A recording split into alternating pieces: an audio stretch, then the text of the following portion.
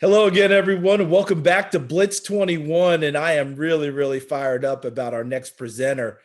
But I got outvoted about introducing him because the people who are sponsoring tonight, they should be introducing him. And that means the CEO of Team Builder sponsoring all of this. And we thank him and his company for that, Mr. Hewitt Tomlin, back to introduce our Hall of Famer, who you will all enjoy and learn from. Hewitt.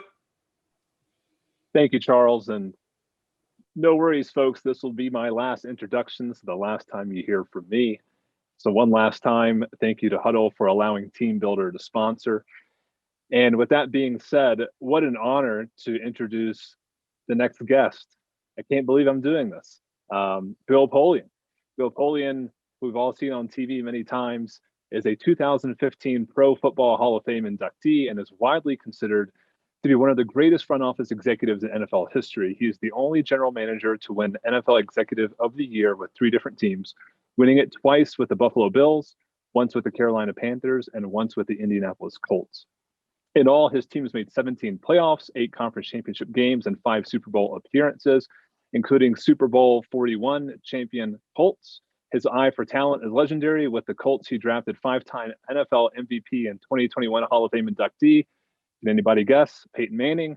And in Buffalo, he constructed a roster that went to 4 straight Super Bowls and saw 5 players make the Hall of Fame, including such greats as Bruce Smith, Jim Kelly, Thurman Thomas, and Andre Reed.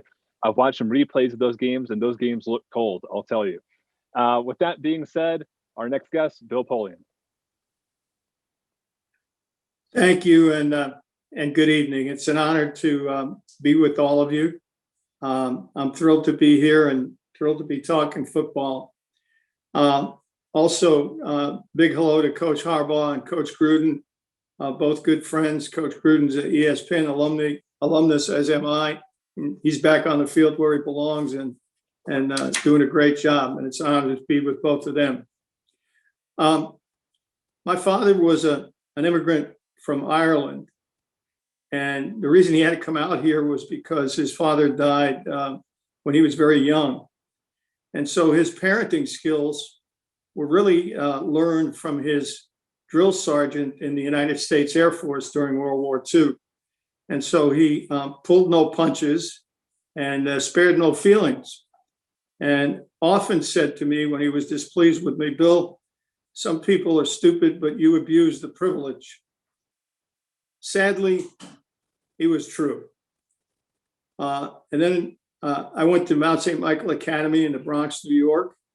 And when it was time to be inducted into the Hall of Fame, certainly not as a player, one of my coaches was asked to describe me. And he said, well, he was all heart and color and courage, but no talent. Well, that was sad, but true as well. Fortunately, I was very, very lucky in life. And I got to meet and learn from some of the greats in this game, people who actually changed the course of history in our game.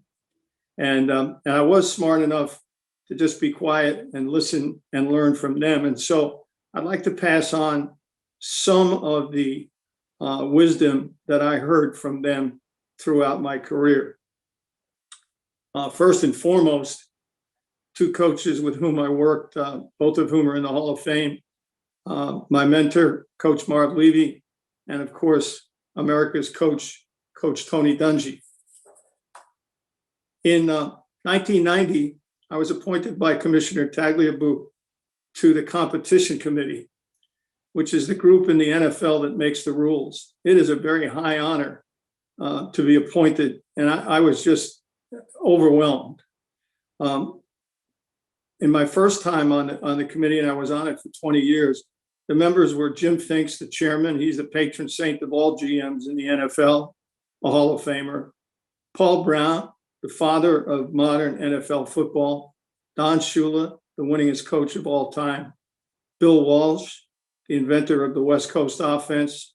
George Young, for whom the Executive of the Year award is named, who will go into the Hall of Fame this coming August. And my good friend Tom Flores, 2-time Super Bowl winning champion with the Oakland Raiders, and who will also go into the Hall of Fame this August. We're going to have a heck of a reunion and a party there. And of course, me, a kid from the Bronx. I was just, as I said, overwhelmed.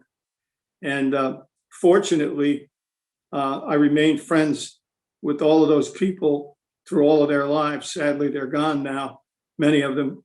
But they left a font of wisdom, which I was fortunate enough to be able to absorb. Paul Brown did my orientation. And he asked me if I knew why we were here. And I said, well, Coach, I think it's because we've got to review the rules and make recommendations for future changes in the rules. And he said, yes, that's true, but that's only part of it. He said, what we're really here for is to be the guardians of the game. We have to protect the integrity and the values of the game.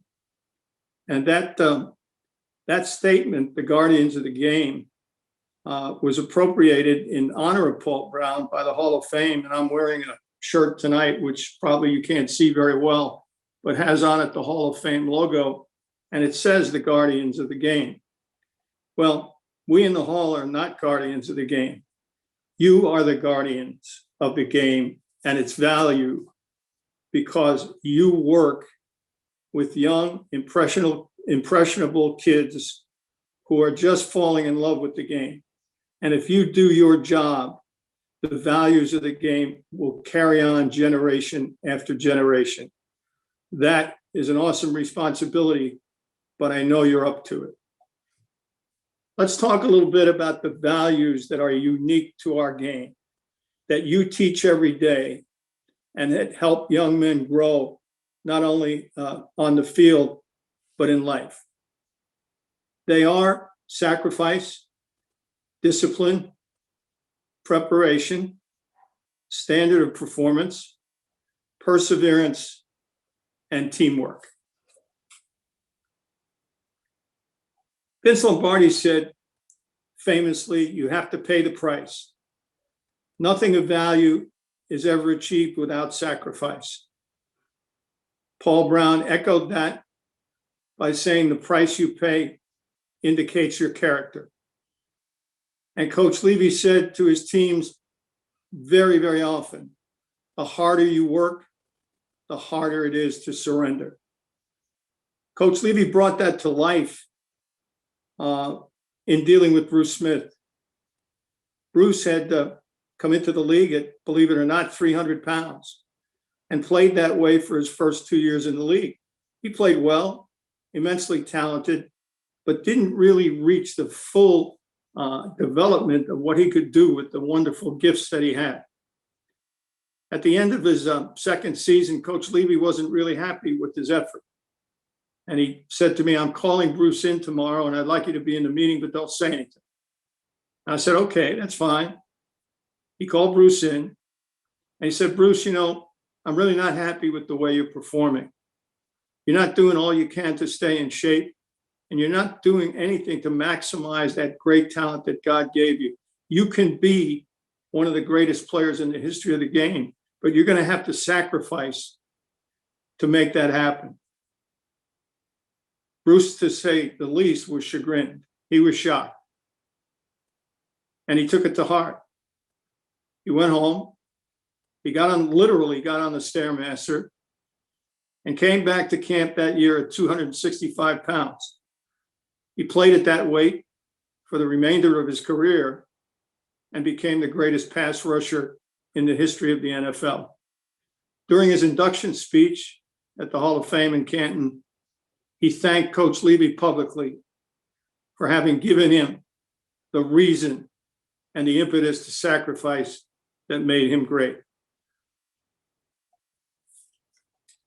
Discipline. Bob Knight, the great Indiana basketball coach who I had the good fortune to come to know during my time in Indianapolis, has the best definition of discipline I've ever come across. Discipline is knowing what to do, knowing how to do it, knowing when to do it, and doing it that way every time. Young people today need it more than ever. Our game requires and rewards mental and physical discipline. To be successful on game day, we must know and execute alignment, assignment, technique, and finish while in physical combat. General Dwight Eisenhower often said, you need battle plans, but they disappear the minute the first shot is fired. Then you must fall back on discipline and training. Frank Gans, one of the greatest special teams coaches in the history of the game and a good friend, said, we are what we repeatedly do. Excellence is not an act, it's a habit.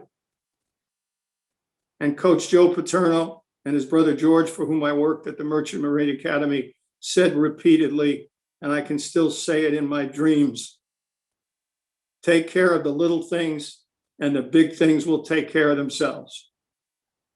Coach Levy always talked about the necessity to avoid penalties and the necessity to play smart, to be disciplined as a football player. He phrased it as, don't be dumb and don't be dirty.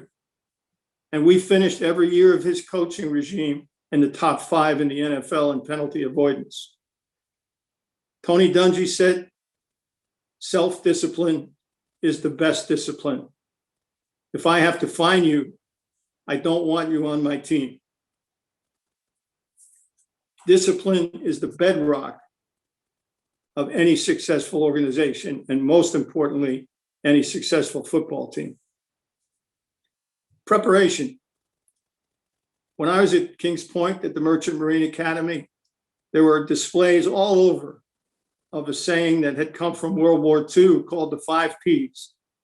Proper preparation prevents poor performance. Try to say that quickly 5 times. It's very difficult, but it's also very true. Coach Paterno talked about the will to win. He said, everyone has the will to win, but very few have the will to prepare to win. And Bill Walsh said, if you prepare properly, the score will take care of itself. Coach Levy was often criticized by the press for not being as hard on his team as he should, by not motivating them, by yelling at them. His response was as follows. A prepared team is a confident team, a motivated team. A confident team is an aggressive team. The more aggressive team has the better chance to win. It all starts with preparation. And you might quote any of those great coaches to your players and remind them that it applies to the classroom as well. Do your homework. That's part of preparation. The best prepared player I have ever been around, and the best I think in the history of the game, is Peyton Manning. He never, ever missed a meeting. He never failed to take copious notes. From Monday to Friday, literally from dawn till dusk, he did nothing but review film and get ready to play the next game. And that was just a mental preparation. For all 18 years of his career, the first 10 minutes of practice on his own were devoted to footwork, which allowed him to find and maneuver in the pocket and find the throwing lanes that made him so successful. That was not an accident. He did it every day from the beginning of training camp until the Super Bowl for 10 minutes each day. Preparation equals success. He threw 100 balls a day with Marvin Harrison. It's no secret they're in the Hall of Fame. That's why. When special teams were working, he was in the end zone, working with the receivers and running backs on variations on the various routes that we had in that particular week.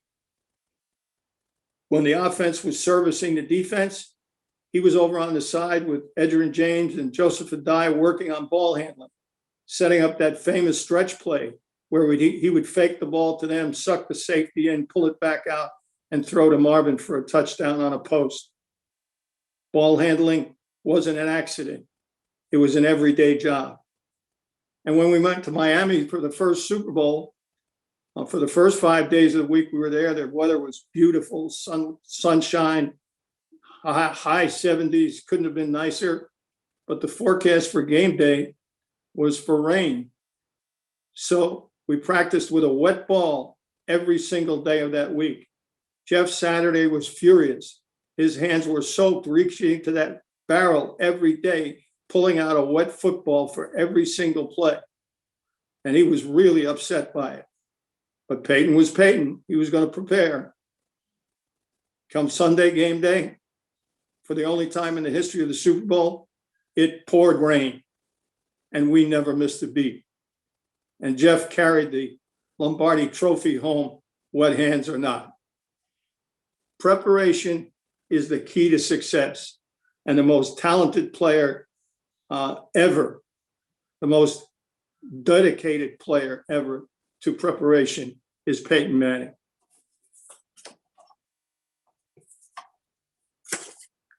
Standard of performance. There are three areas to standard of performance: technical execution, the fundamentals that you're required in order to play well in any given game; mental preparation, the alignment assignment part of it; and then personal conditioning and conduct on and off the field.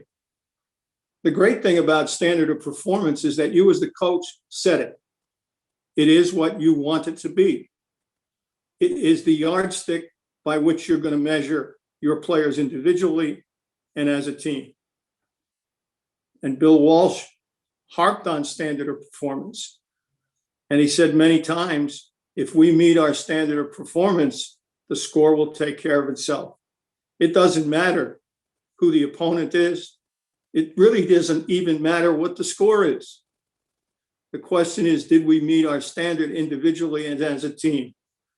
If you establish that, you will have your team playing at a consistent level week in and week out, and they're going to win far more often than they lose. Standard of performance is the bedrock that you fall back upon, the North Star you look to when adversity comes, as it surely will. In 2006, we had the best team in the league in Indianapolis. We were 14-2. We were favorites to win the Super Bowl. It was our best team among a series of great teams that won 115 games over 7 years. And we went down to Jacksonville late in the season, didn't have Bob Sanders, weren't really mentally into it, and they ran on us for 275 yards. What an embarrassment. The media went crazy. They said the Super Bowl hopes are dashed. It's over. They won't beat anybody. They won't get out of the first round. And they said to Tony the following day, what are you going to change? You have to change something. You can't keep playing like this. You can't give up 275 yards on the ground and expect to win. And Tony, in his calm, measured demeanor, said, we're not going to make any changes. We're going to do what we do, but we're going to do it better. We're going to raise our level of performance. We're going to meet our standard of performance. Well, the playoffs began, and we became the number one defense in the playoffs and went all the way to the Super Bowl and won it. We met our standard of performance, and the players understood that Jacksonville, while embarrassing, was only a bump in the road. And the North Star for us was reach that standard of performance that Tony had set. If we did that, we were going to be fine, and we were. Courage. Courage is the mental determination to accomplish an objective when the objective is dangerous. Ours is a tough physical game. And physical courage is not a given. Most youngsters are not born with it. You must develop it. You must do it safely. You must do it with dummies, with a Crowther sled, with the teaching of technique, with walkthroughs, and ramping up to thud tempo, and ultimately then into full contact, where the kids feel confident in their ability to execute their techniques. And when they're confident, they'll be aggressive. As Marv said, a confident, prepared team is an aggressive team. That's how they develop physical courage, by meeting the challenge day in and day out in the proper way, in the safe way, and knowing that they can do it. Chuck Noll, the great coach of the Pittsburgh Steelers, 4-time Super Bowl winners, used to open every practice with a form tackle. Terry Bradshaw once asked him, "Coach, why do I have to do this? I'm the quarterback." He said, "Terry, you might throw an interception someday and have to make a tackle. And I want you to do it the correct way and not hurt yourself." By the way, Chuck Noll got that from Paul Brown. There's nothing new under the sun. Paul Brown started it in 1946.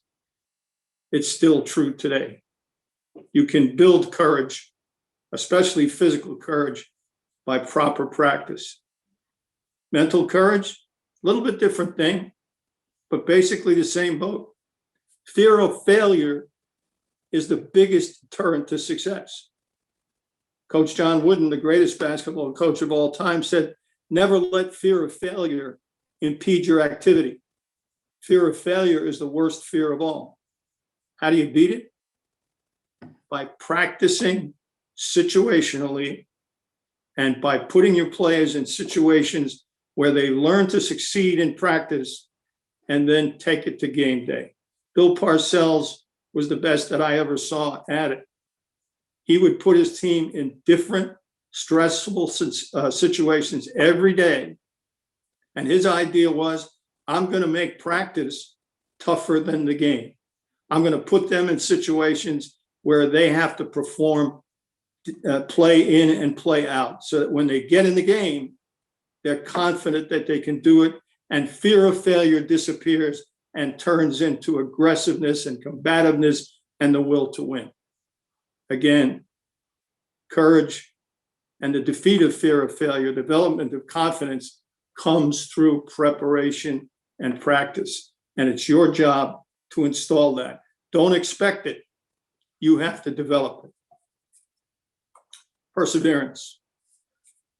The race of life is not to the swift, but to those who can persevere through adversity. In 2005, we were 14-2. Again, a great team. Tony's son tragically passed away.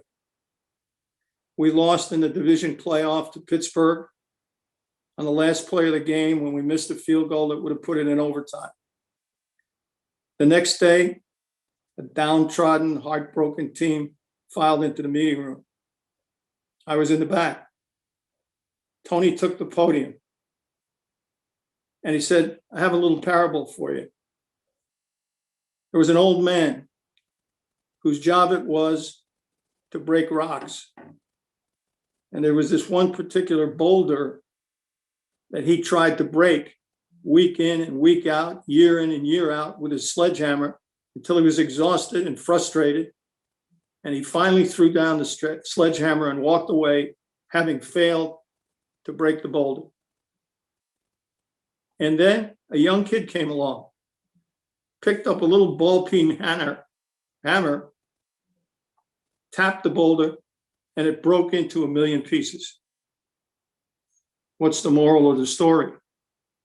The moral of the story is you never know when you will succeed. The world is full of heartbreak. The road is tough. There's little reward. It makes you want to quit, but you can't quit because you never know. As long as you keep pounding, when the boulder will break, but you have to believe that it will. Our team left that room re-energized. We found out when it broke. It's when we beat New England in the championship game the following year and then won the Super Bowl. Tony had shown them the way, shown them what perseverance could do. Dedication to a cause greater than yourself. The late Senator John McCain, one of the greatest Americans of my lifetime, often spoke of the great benefit young people gain from sports participation. It focused them on a cause greater than themselves at a stage in their development where they needed to learn that. This is otherwise known as teamwork. Football is the ultimate team game. All 11 players have to succeed for the play to succeed. Coach Paterno always spoke about we and us, not I and me. We and us is the mantra that I've marched to for as long as I've been in this game. Coach Levy always talked about our team, not my team.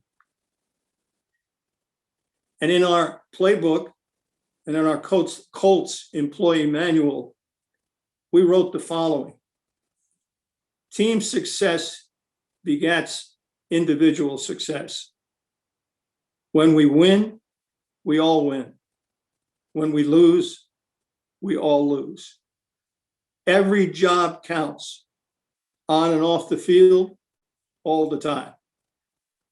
Don't try to make the team, try to make the team better.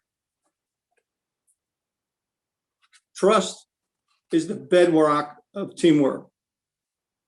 It is the glue that holds us together when the storm is at its height.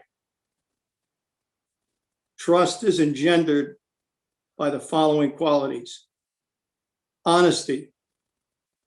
We'll be honest with you. We expect you to be honest with us. If we're not honest with each other, there can be no trust. Equality. We all wear the horseshoe, or whatever the insignia of your team is. Race, creed, financial status doesn't count. Only performance. Empathy. Walk a mile in the other guy's shoes. You may find that yours are a heck of a lot better than his. Civility. No hazing. Everyone is a contributor. Everyone has dignity. It's not to be violated. Leadership. Leadership is defined as the quality that allows leaders to let us, the rest of us, see beyond the horizon and inspires us to get there. Coach Levy was one of the greatest of all time. Everybody knows that we lost 4 Super Bowls in a row. People often ask, how did you do it? How did you keep going back year after year? Well, the reason was simple. It was the leadership of Coach Levy.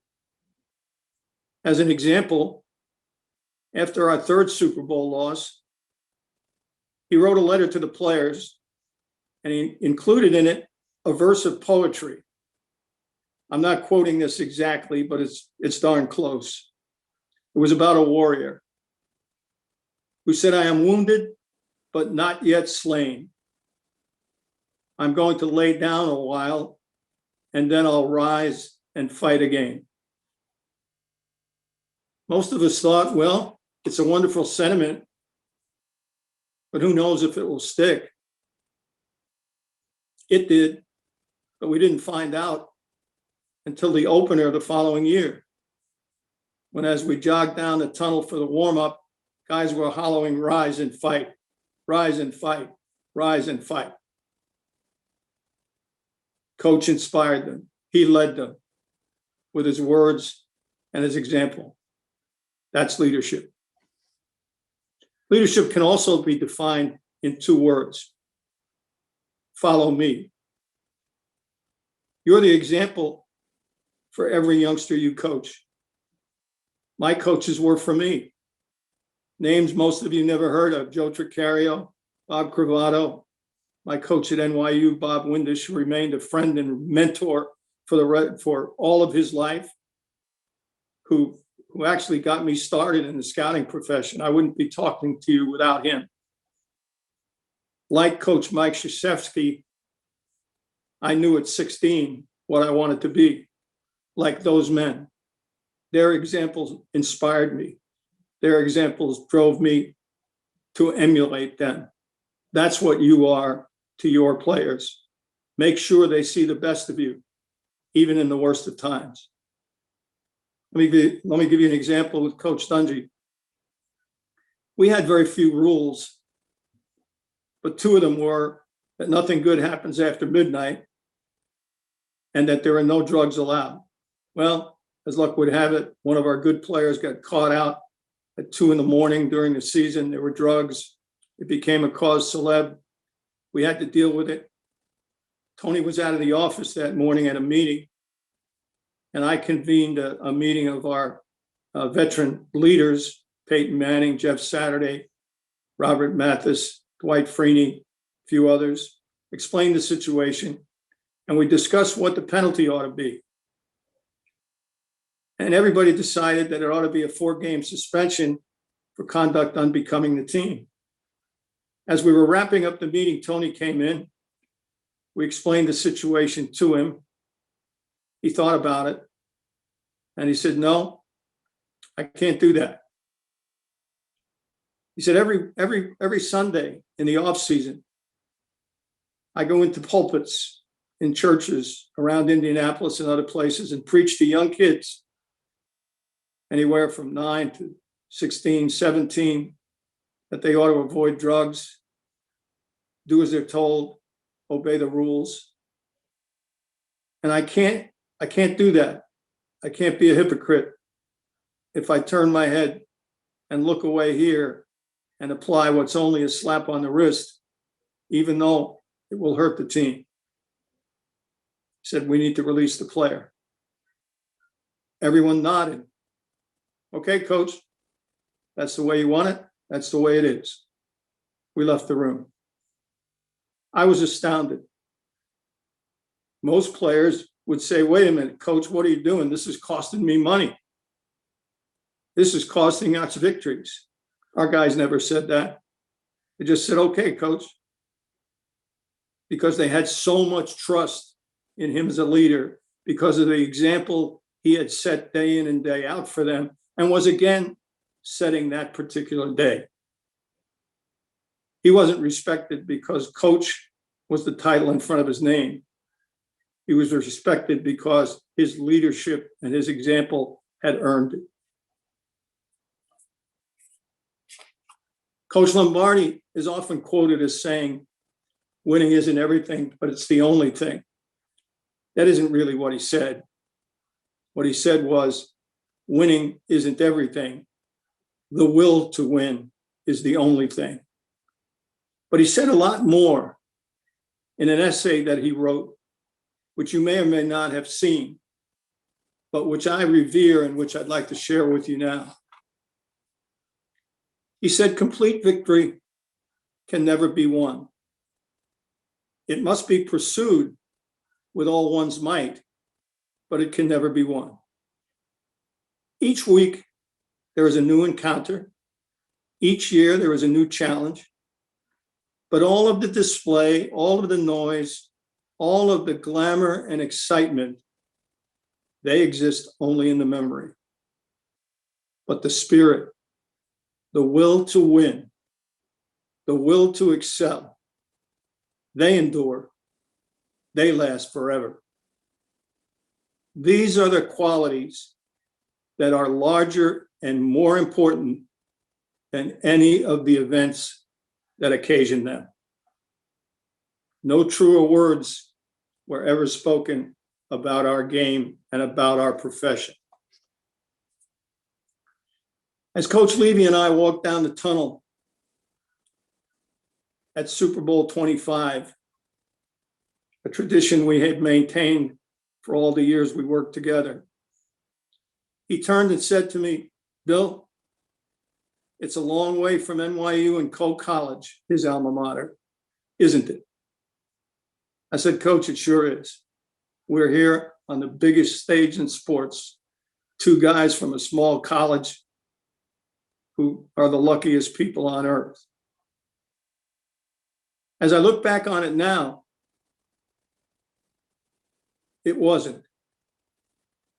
The values that inspired our journeys and that of our team are the same ones you teach every day to a new generation who will benefit from it the same way we did.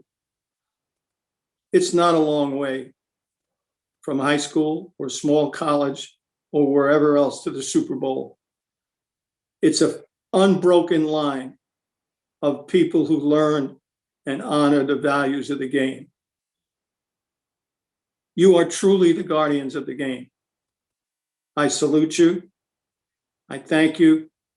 And I wish you every success as you continue to teach young men in this great game. Thank you. God bless you, and good night.